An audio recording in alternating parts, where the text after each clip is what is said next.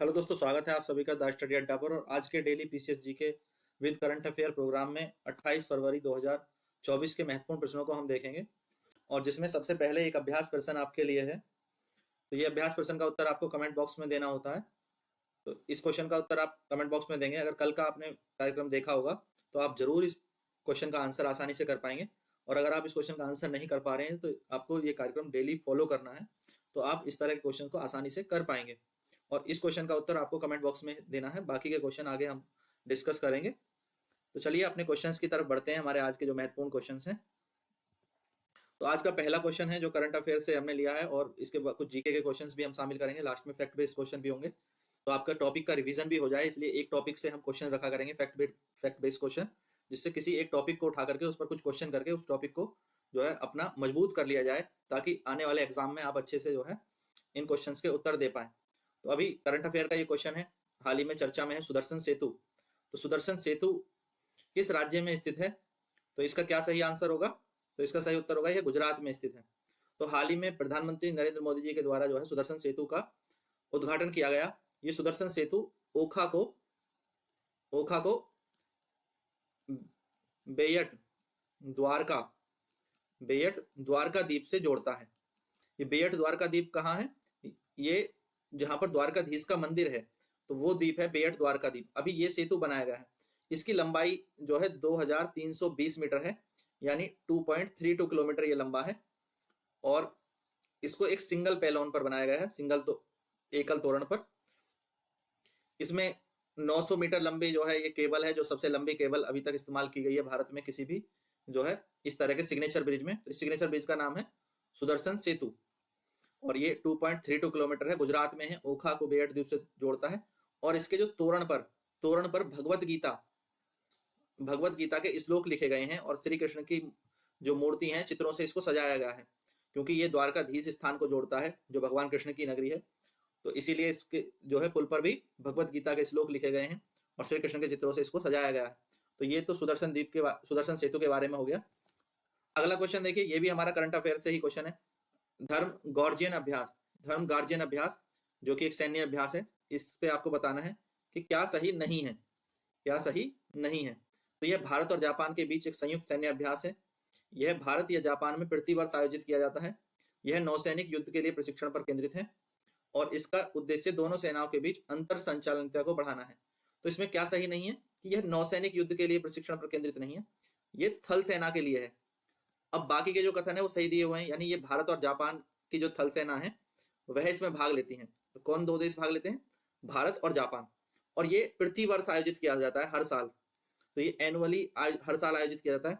एक वर्ष भारत में होता है, फिर अगले वर्ष वो जापान में आयोजित किया जाता है। इस साल 2024 में ये कहां पर होगा? भारत में होगा, राजस्थान के बीकानेर में। तो जापान की सेना यहाँ आएगी और भारतीय सेना भी रहेगी, और ये दोनों यहाँ पर मिलकर के अभ्यास करेंगे। तो दोनों सेनाओं के बीच अंतर संचालनीयता और विभिन्न एक्सरसाइज की जाती हैं, जिसके द्वारा एक दूसरे को जो है अपनी सैन्य प्रैक्टिस का आदान प्रदान किया जाता है, एक दूसरे के कौशल को बढ़ावा दिया जाता है। तो ये धर्म गार्जियन अभ्यास भारत और जापान की थल सेना के बीच प्रत्येक वर्ष किए जाने वाला अभ्यास है, ये आप याद रखेंगे। बहुत ही इंपॉर्टेंट जो है ये एक्सरसाइज है, अक्सर एग्जाम में इससे सवाल पूछा जाता है। इसकी शुरुआत कब से हुई थी? तो ये भी आप याद रखें, इसकी शुरुआत हुई थी 2018 में।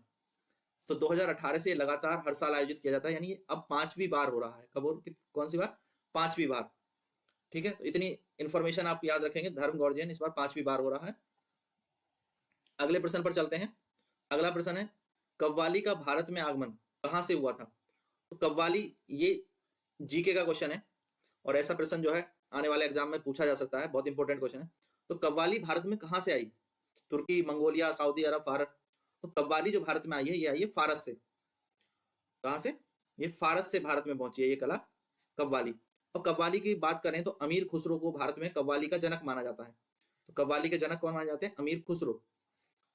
और प्रसिद्ध गायक नुसरत फतेह अली खान, ये पाकिस्तान के रहने वाले हैं, भारत में बॉलीवुड फिल्मों में इन्होंने काफी गीत गाए। नुसरत फतेह अली खान को शहंशाह कव्वाल या शहंशाह कव्वाली की उपाधि दी गई है, या इस उपाधि से उनको पुकारा जाता है, शहंशाह कव्वाली। तो ये उनके उपनाम की तरह हो जाता है। तो ये भी आप याद रखेंगे। और इंपॉर्टेंट बात यही है, कव्वाली के जनक कौन है? कव्वाली के जनक है अमीर खुसरो। कव्वाली भारत में कहां से आई? फारस से। फारस को पर्सिया भी कह देते हैं। ठीक है, अब अगला प्रश्न देखें। अब ये क्वेश्चन भी मैंने जीके से रखा है, तो 2 क्वेश्चन हो गए जीके से, फिर करंट अफेयर के भी अभी सवाल और आएंगे। तो ये जो क्वेश्चन है इसमें क्या है? लोकगीत शैली। लोकगीत शैली को लेकर के सवाल है। पश्चिम बंगाल, असम और बांग्लादेश, इसके कुछ हिस्सों में कौन सी जो लोकगीत शैली है वो प्रसिद्ध है या गाई जाती है? तो चलो, रोप्पी, भेवैया या रेखमपाड़ा। तो जो इन क्षेत्रों में पश्चिम बंगाल, असम, बांग्लादेश में जो गीत शैली प्रसिद्ध है वो है भवैया। तो भवैया लोकगीत शैली कहाँ से संबंधित हो गई? वेस्ट बंगाल से। इसी के अलावा अगर हम बात करें चलो, तो चलो लोकगीत हरियाणा से संबंधित है। बाउल लोकगीत भी बंगाल से संबंधित है। लावड़ी ये महाराष्ट्र से संबंधित है। भावगीत ये कर्नाटक से संबंधित है। नट्टूपुरा पटट्टू ये तमिलनाडु से संबंधित है। वहीं जेलियांग नागालैंड से संबंधित लोकगीत है। मांड राजस्थान के लोकगीत है। कजरी उत्तर प्रदेश और बिहार में गाई जाती है, मुख्य रूप से उत्तर प्रदेश में गाई जाती है। वहीं बैरी लोकगीत ये अरुणाचल प्रदेश से संबंधित है। तो इन सब को भी याद रखेंगे, ये फैक्ट आपके लिए बहुत इंपॉर्टेंट हो जाता है एग्जाम में, तो इस फैक्ट को आप याद रखेंगे। मैं एक बार फिर दोहरा देता हूँ। चलो हरियाणा के लोकगीत है, बाउल बंगाल का, लावणी महाराष्ट्र की, भावगीत कर्नाटक, नट्टूपुरा पट्टू तमिलनाडु, जेलियांग नागालैंड, मांड राजस्थान, कजरी उत्तर प्रदेश बिहार और बैरी अरुणाचल प्रदेश। तो ये याद रहेगा। ठीक है, अब करंट अफेयर से सवाल देखें। करंट अफेयर से सवाल क्या है? विश्व की सबसे बड़ी अनाज भंडारण योजना, अभी ये इसका उद्घाटन किया गया है, लॉन्च की गई विश्व की सबसे बड़ी अनाज भंडारण योजना ग्रेन स्टोरेज के लिए। तो ये योजना जो है प्रधानमंत्री मोदी जी के द्वारा ही इसका उद्घाटन किया गया, इसको लॉन्च किया गया। और इस योजना पर कितना खर्च आने का अनुमान है? तो इस पर निवेश का अनुमान है 1.25 लाख करोड़ रुपए। तो ये 1.25 लाख करोड़ रुपए क्यों खर्च किए जाएंगे ये भी जाने।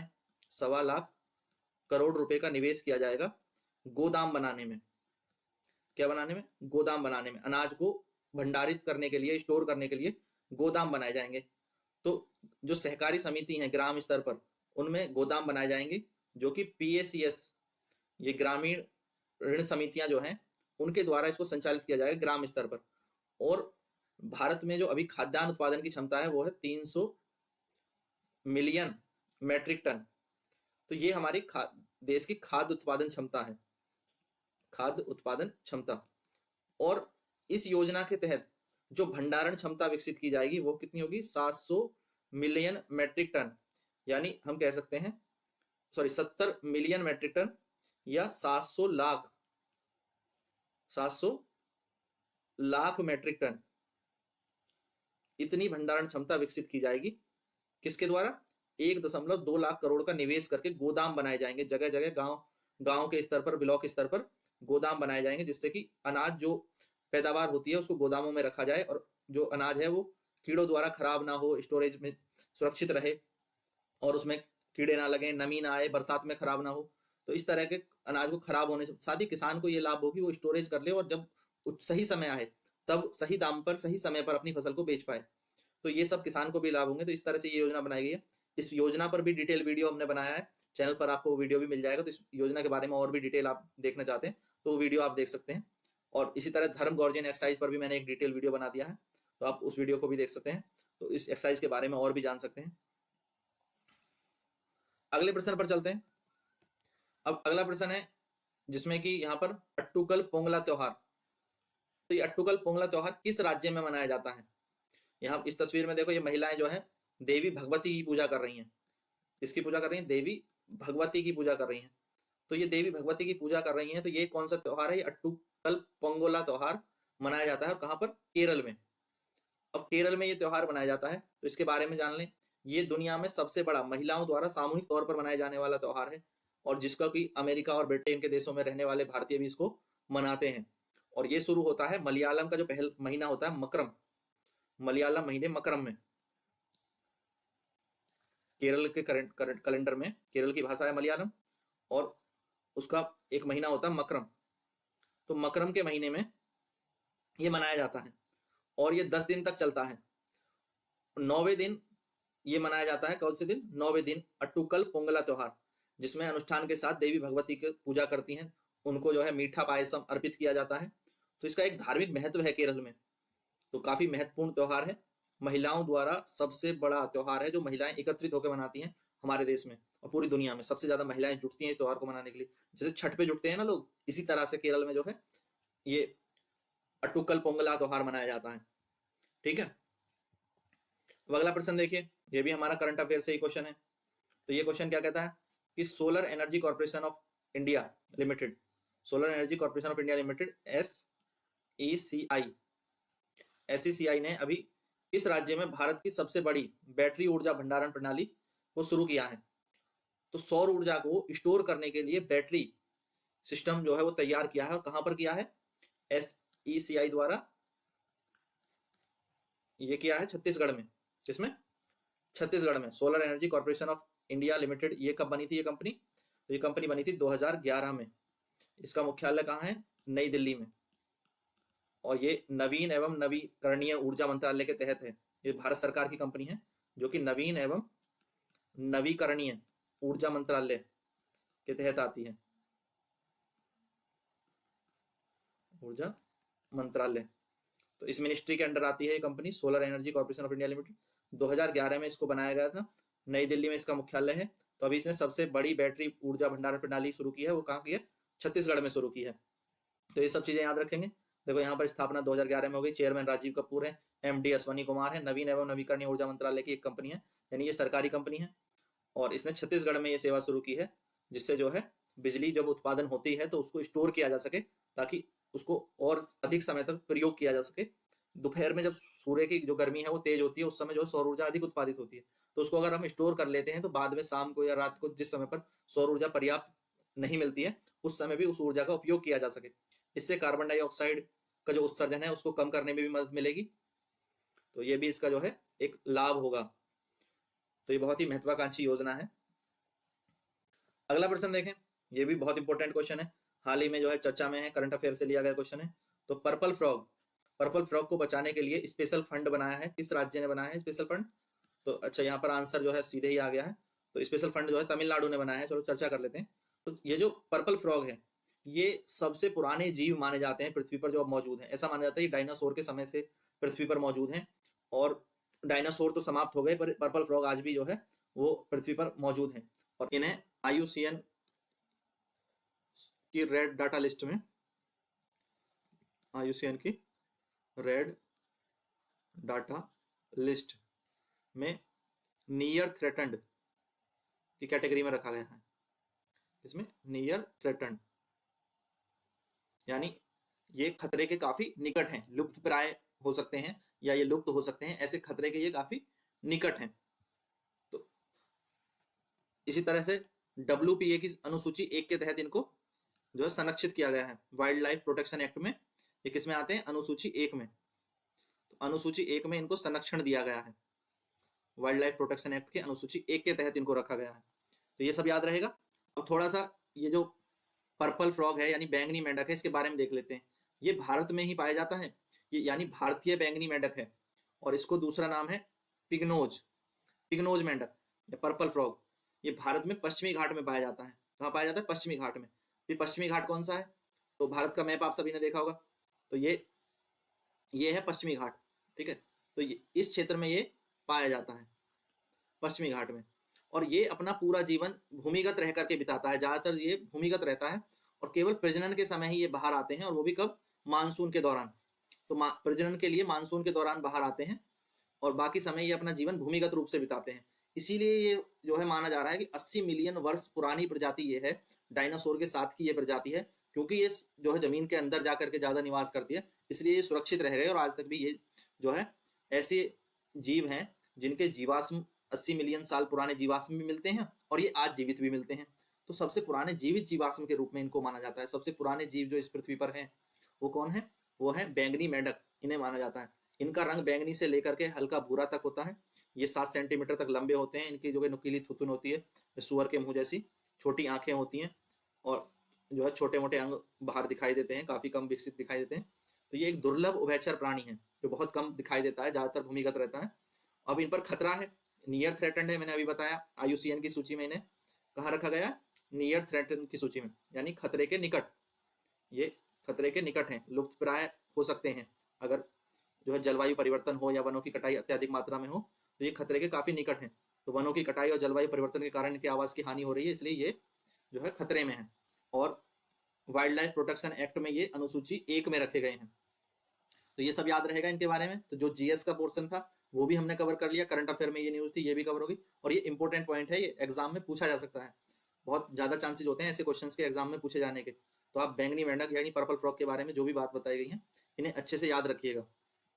अब पंकज उदास जी का निधन हो गया, तो आज ही 27 तारीख में जो है इनका निधन हो गया कल।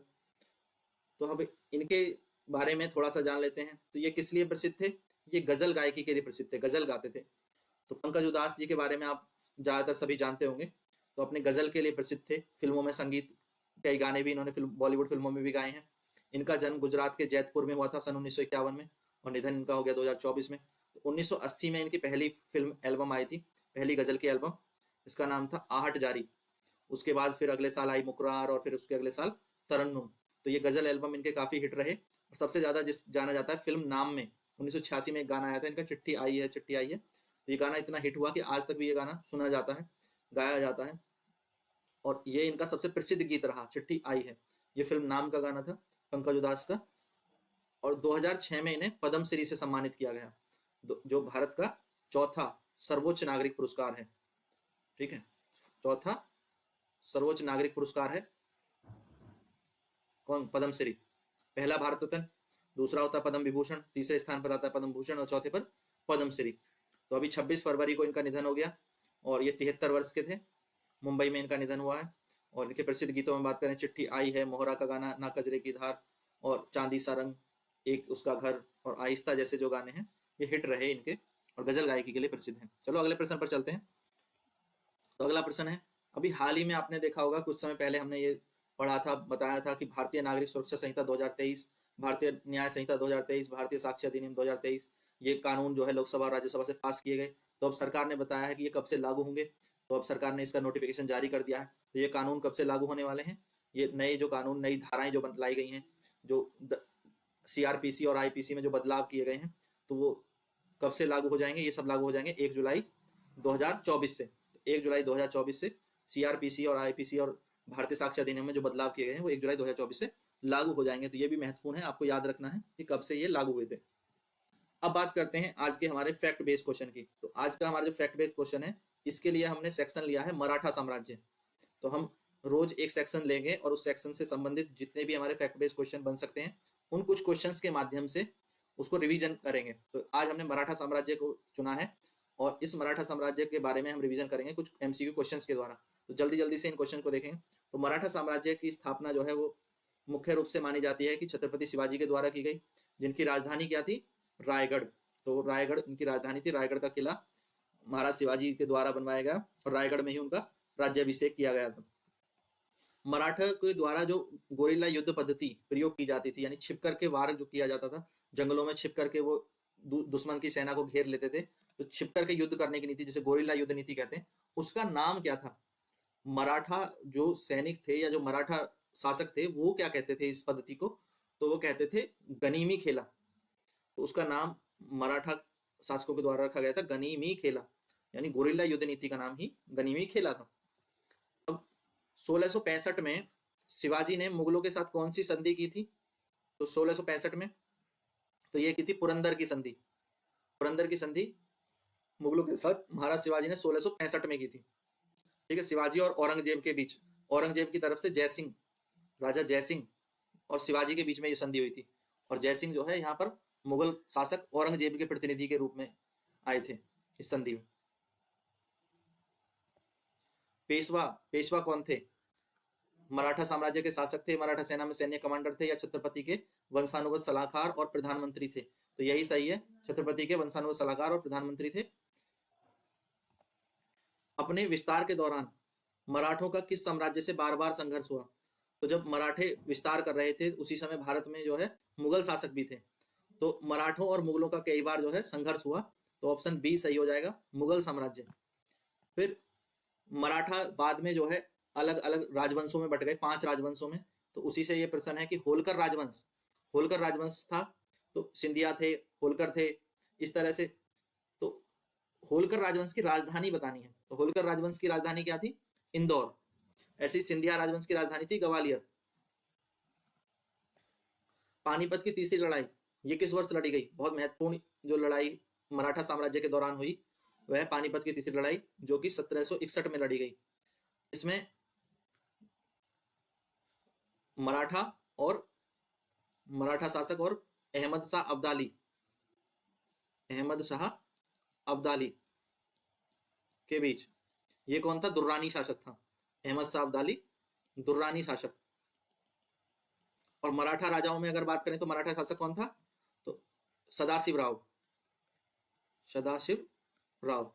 तो सदाशिव राव और अहमद शाह अब्दाली के बीच 1761 में पानीपत का तीसरा युद्ध हुआ, जिसमें अहमद शाह अब्दाली जीता। कौन जीता? अहमद शाह अब्दाली जीता। और इससे जो है मराठा साम्राज्य का एक तरह से पतन हो गया, मराठा साम्राज्य समाप्त हो गया। और भारत के इतिहास में ये महत्वपूर्ण लड़ाई है, क्योंकि जिस समय मुगल साम्राज्य भी कमजोर हो रहा था, और क्योंकि 1707 में औरंगजेब की मृत्यु के बाद लगातार मुगल कमजोर हो रहे थे, मुगलों के कमजोर होने और मराठाओं का साम्राज्य इस तीसरे पानीपत युद्ध से समाप्त हो गया। जो थर्ड पानीपत वॉर हुआ, इसके कारण सदाशिव राव जब हार गए तो मराठा साम्राज्य भी समाप्त हो गया, और यहाँ से अंग्रेजों को भारत में सत्ता स्थापित करने के लिए मार्ग प्रशस्त हो गया, और बाद में भारत जो है वो अंग्रेजों का गुलाम हो गया। तो इसमें पानीपत का तीसरा युद्ध एक निर्णायक भूमिका निभाता है, इसलिए ये युद्ध बहुत महत्वपूर्ण है इतिहास में। जो कब हुआ था? 1761 में। तो आप ये याद रखेंगे इस लड़ाई को किस वर्ष लड़ा गया। तो यही क्वेश्चन है। पानीपत की तीसरी लड़ाई भारतीय इतिहास में एक महत्वपूर्ण मोड़ माना जाता है, क्योंकि भारत में ब्रिटिश विस्तार का मार्ग इसके द्वारा प्रशस्त किया गया। ऑप्शन ए सही हो जाएगा, यही हमारा सही उत्तर है। ठीक है। मुगल साम्राज्य के पतन का कारण बना। मुगल साम्राज्य तो स्वयं ही पतन पर था। 1707 में औरंगजेब की मृत्यु के बाद लगातार वो गिरता जा रहा था। राजपूत साम्राज्य को समाप्त कर दिया, वो पहले ही समाप्त हो चुका था। भारत में अफगान शक्ति को मजबूत किया गया। अफगान जो यहाँ पर अहमद शाह अब्दाली था, वो 1761 में युद्ध जीता जरूर, पर वो वापस अफगानिस्तान लौट गया। तो अफगान शक्ति भारत में मजबूत नहीं हुई, जबकि भारत के शासक साम्राज्य को, मराठाओं को और मुगलों को खत्म करके अहमद शाह अब्दाली खुद वापस लौट गया, जिससे पूरा जो एक साम्राज्य है और जो उस समय की जो स्थिति है वो अंग्रेजों के अनुकूल हो गई, और अंग्रेज आसानी से जो है भारत पर कब्जा करने में सफल हो गए। तो ये एक महत्वपूर्ण ऐतिहासिक मोड़ है पानीपत की तीसरी लड़ाई का। तो ये आप याद रखेंगे। तो आज के जो हमारे फैक्ट बेस्ड क्वेश्चन थे, जो हमारे जीएस के क्वेश्चन थे, करंट अफेयर के थे, वो सभी हमारे कवर हो चुके हैं। और एक अब बनता है अभ्यास प्रश्न। इस प्रश्न का उत्तर भी आपको कमेंट में देना है। शुरू में मैंने एक क्वेश्चन पूछा था, उसका उत्तर भी आप देंगे, और इस क्वेश्चन का भी आपको जो है देना है कि भारत के पहले सेप्टिक टैंक सफाई रोबोट का क्या नाम है। तो अभी जो है सफाई रोबोट लॉन्च किए गए हैं, तो उसका क्या नाम रखा गया? स्वच्छता एटम, होमोसेप एटम, रोबो क्लीनर 1.0 और सेनेटिक प्रो। तो जो भी आपको सही उत्तर लगता है कमेंट बॉक्स में अपना उत्तर जरूर दें। वीडियो पसंद आए तो लाइक जरूर करें, शेयर करें, अपने सभी दोस्तों को बताएं। जितना आप शेयर करेंगे उतना ही जो है हमें मोटिवेशन मिलेगा, और अच्छे अच्छे वीडियोस हम आपके लिए लेकर आएंगे। Thank you guys, thanks for watching.